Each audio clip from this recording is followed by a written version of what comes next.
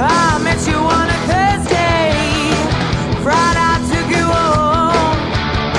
Well, Saturday I'm begging you, baby, just leave me alone.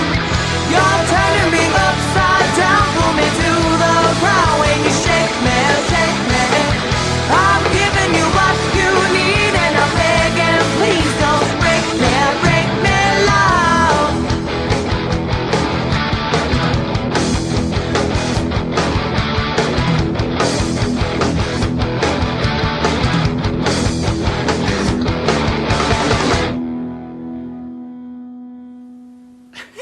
You know what just hit me? I just realized, after spending so long trying to make sense of Final Fantasy VIII, you know what it is? It's that the Final Fantasy series has never made any fucking sense. It's always been terrible. So, you know what? Fuck Final Fantasy VIII.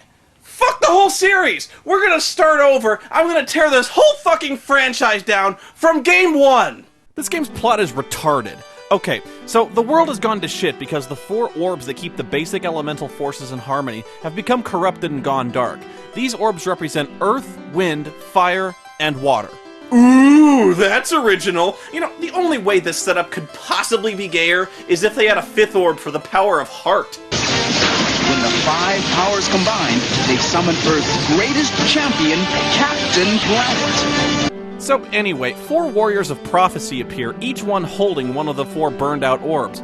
But who in the hell are they? Where did they come from? And where in the fuck did they manage to get the 4 orbs that hold the destiny of the entire world? You'd think they keep those locked up or something. Now, most normal people played through this game exactly one time with a well-balanced party of characters, and that was fucking it. I mean, afterwards, yeah, you might go to your friends and tell them how fucking lame this game was, but then one of your friends would say, I liked it, man. You know what I should do? Is play through this game with, like, 4 black belts. Now, that'd be fucking hardcore. It'd be like 4 Bruce Lees. And then one of your friends would be like, no way, man. You know what'd be really hardcore? Is if you could, like, beat it with 4 white mages. Now that'd be awesome, man. And then you'd be like, that's fucking retarded. Who would be that fucking lame?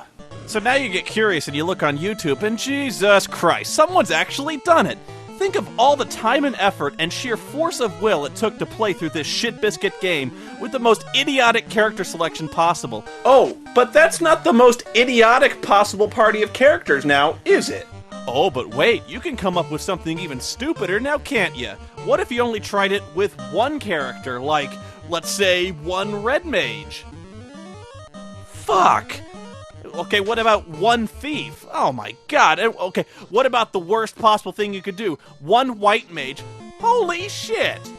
And then, of course, not content with wasting your own weeks of spare time with this masturbatory bullshit, you feel compelled to post it on YouTube as some kind of immortal shrine to your own sadness. Yeah, you know, if you're making videos like this, you might as well just, like, take your testicles and shove those in a little paper envelope and send those off to YouTube as well, because I don't think you're gonna need them. Anyway, the first thing you gotta do is rescue a princess from some evil knight named Garland. So you gotta run around leveling up and buying gear, because even though they're the warriors of destiny with the all-powerful elemental orbs, they're still first level and they're buck naked with no magic or weapons at all. How disheartening is that? You put out a call for heroes, and these 4 totally unarmed and unqualified adventurers show up at the doorstep. We're the Warriors of Destiny, but we're kind of broke at the moment. My paycheck doesn't come in till Friday. Could you, like, loan me a longsword or something? So you spend about a half hour or so grinding out levels, and that's when you run into the broken-ass combat system that plagues you through the entire game. Why? Well, first you assign attack orders to all the members of your party. So, one guy hits, and then another guy hits, and then, uh-oh, the monster's dead. Then the next guy in line just walks forward and... what? He just attacks empty space? Yeah!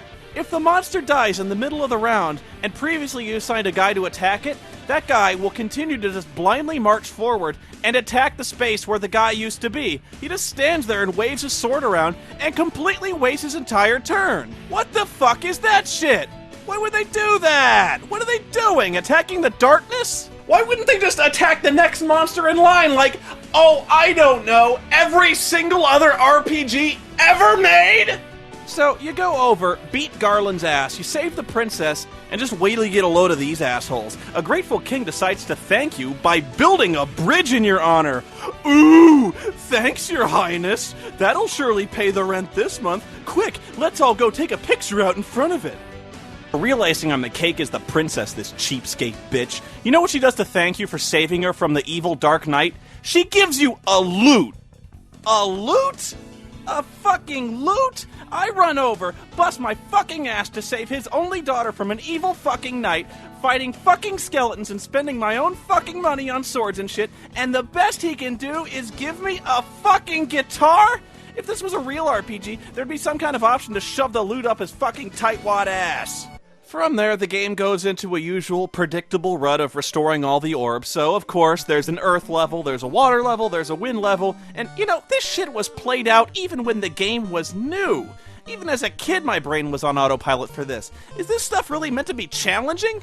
I don't know. I'm being attacked by a lady made of fire who is swinging swords made of fire in a volcano full of fire.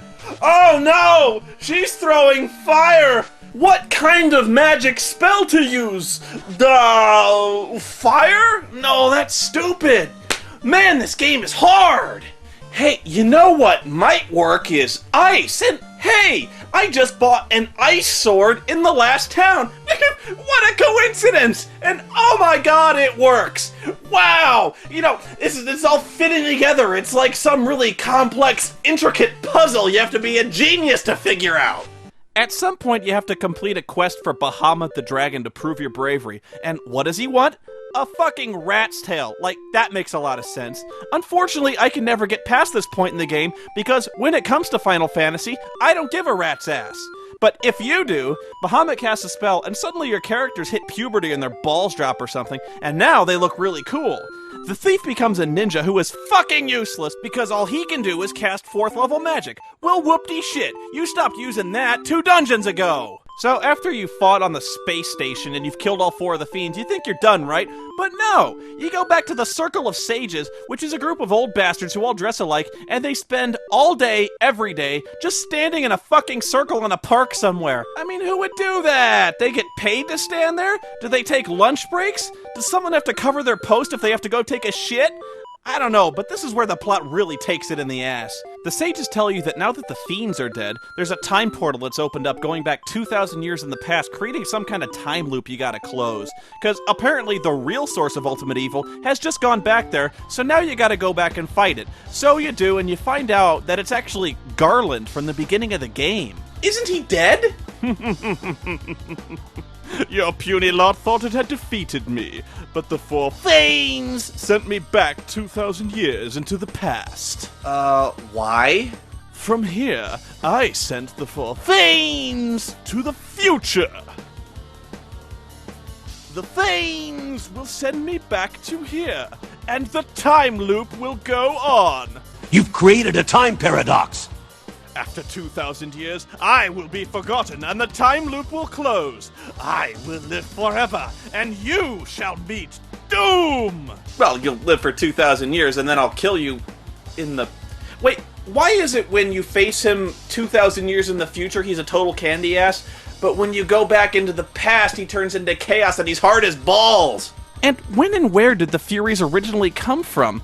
If I get this right, the Furies sent him into the past so he could send the Furies into the future so they could send him into the past and... They're dead. What's the problem?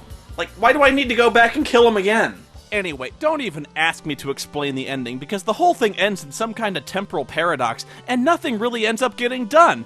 I have no idea what's going on here. It makes no fucking sense! Even as far as time travel plot lines go, this game just defies explanation. It makes Bill and Ted's Bogus Journey look like a work of genius, like Back to the Future in comparison. But, in fact, the only time I've ever seen a worse video game plot line involving time travel was... Son of a bitch! If only I could go back in time and prevent these shitty games from being made, I wouldn't have to torture myself anymore. But that's impossible! The technology hasn't even been invented yet. I'd have to invent it myself, but how? I'd have to study science for decades. No, I'd have to invent all new science! Render the laws of time and space meaningless! I would have to become the greatest scientist ever known. Of course!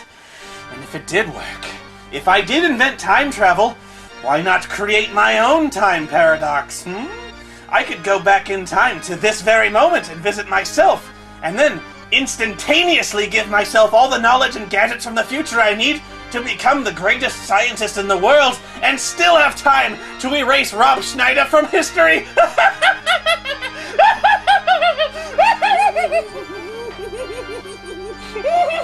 It's you! It did work. What's up, Doc?